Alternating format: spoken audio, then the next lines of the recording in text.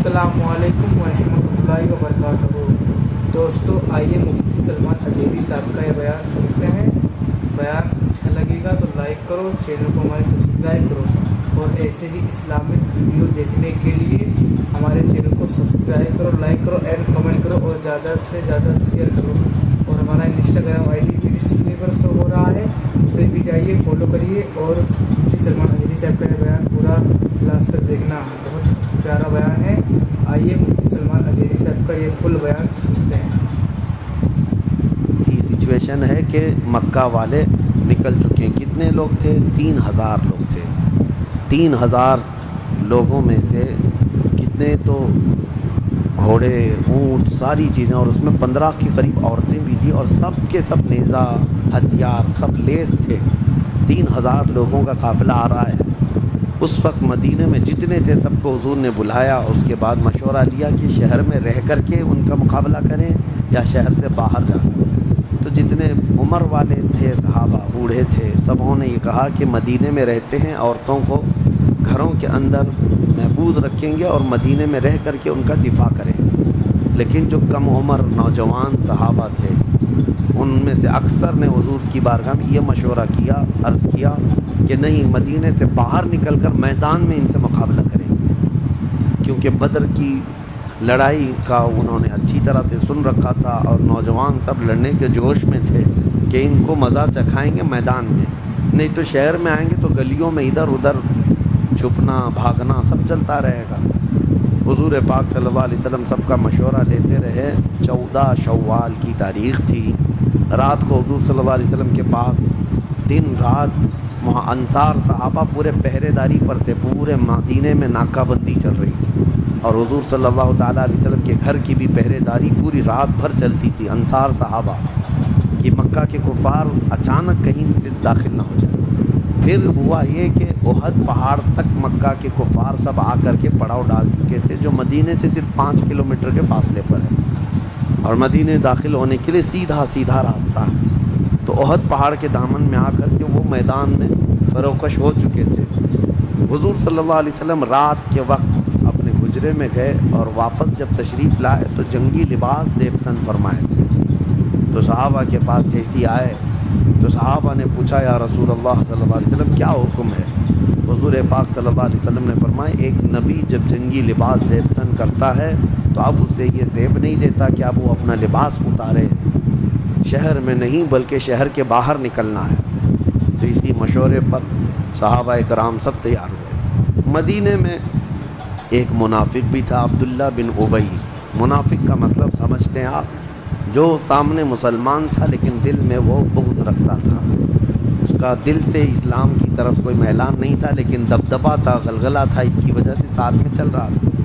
حضور پاک صلی اللہ تعالیٰ علیہ وسلم جب سب صحابہ کو جمع کیے تو اس میں تقریباً 1000 لوگ تھے پورے مدینہ طیبہ کے، اور جتنے حلیف جماعتیں تھیں سب مل کر 1000 کی تعداد میں ہوئے، اور جمعہ کی رات کو نبی پاک صلی اللہ تعالیٰ علیہ وسلم مدینہ طیبہ سے روانہ ہوتے ہیں۔ 14 شوال کی، 15 شوال کی صبح فجر کی نماز مدینہ کے قریب میں ہی آپ نے ادا فرمائی، اور پھر اچانک مدینہ سے نکل رہے تھے کہ ایک فوج آ رہی تھی۔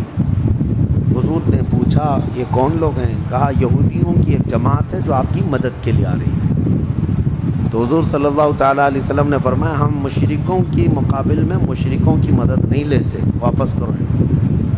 تو یہودیوں کو حضور صلی اللہ علیہ وسلم نے واپس کر دیا، ان کی مدد لینے سے آپ نے انکار فرما دیا۔ تو عبداللہ بن ابی جو تھا وہ 300 لوگوں کے ساتھ اسی فوج میں تھا۔ اس نے اسی وقت اختلاف پیدا کر دیا جماعت کے اندر، کہا کہ محمد صلی اللہ علیہ وسلم کسی کا مشورہ نہیں لیتے، لہٰذا کیونکہ وہ یہودی اس عبداللہ بن ابی کے خاص دوستوں میں سے تھے، اور جنگ میں یہ جاتے تو کچھ بھی کر سکتے تھے۔ اس کے بعد حضور نے منع فرما دیا، تو یہودی گئے تو یہ عبداللہ بن ابی بھی 300 لوگوں کو لے کر پیچھے ہٹ گیا اس فوج میں سے۔ اب 700 لوگ رہ گئے صحابہ، 700 کو لے کر کے حضور صلی اللہ تعالیٰ علیہ وسلم نکلے ہیں احد کی طرف۔ اب اس جنگ میں جو لوگ شریک تھے ان کا بھی اپنا ایک جوش تھا، سب مدینے کی عورتیں اپنے اپنے بیٹوں کو اس میں شامل کرتی رہیں۔ کوئی گھر میں باقی نہ رہے، سب حضور کی مدد کے لیے نکل پڑے، یہاں تک کہ بچے بھی آئے۔ حضرت رافع بن خدیج کم عمر کے بچے تھے، حضور نے منع فرمایا تھا، انہوں نے بھی وہی حضور صلی اللہ تعالیٰ علیہ وسلم سے عرض کیا کہ میں کشتی اچھی لڑ سکتا ہوں، میں مقابلہ کر سکتا ہوں، میرے جوہر دیکھیں۔ حضور نے ان کو اجازت دی تھی۔ تو ایک اور بچپن کی عمر میں حضرت سمرہ ہیں، وہ آئے، کہا یا رسول اللہ صلی اللہ علیہ وسلم مجھے اجازت دیں، میں کشتی میں تو رافع بن خدیج کو گرا سکتا ہوں، جب ان کو اجازت ملی ہے تو مجھے کیوں نہیں؟ حضور نے فرمایا ٹھیک ہے، لڑ کے دکھاؤ۔ دونوں بچوں کی لڑائی ہوئی تھی، کشتی، اور حقیقت میں حضرت سمرہ نے حضرت رافع کو گرا کر پچھاڑ دیا۔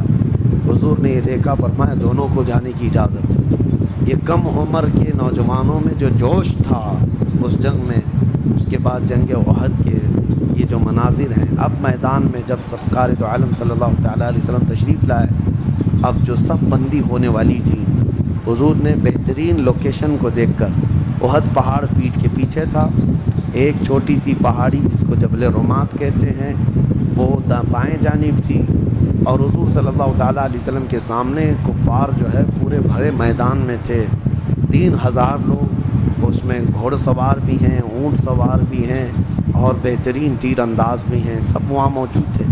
نبی پاک صلی اللہ علیہ وسلم نے اپنے لشکر کو 4 حصوں میں تقسیم فرمایا، ایک حصہ سامنے کی طرف، ایک دائیں، ایک بائیں اور ایک پیچھے کی طرف، اور پھر اس پہاڑی پر حضور صلی اللہ علیہ وسلم نے 50 تیر انداز صحابہ کو۔ تو آسا ہے دوستو، اگر آپ کو مفتی سلمان اجیری صاحب کا یہ بیان اچھا لگا ہے تو لائک کرو، چینل کو ہمارے سبسکرائب کرو، اور ایسے ہی اسلامک بیان سننے کے لیے، دیکھنے کے لیے ہمارے چینل کو سبسکرائب کرو، لائک کرو، اینڈ کامنٹ کرو، اور زیادہ سے زیادہ شیئر کرو، اور ہمیں سپورٹ کرو بھائی لوگ، اور زیادہ سے زیادہ سپورٹ کرو۔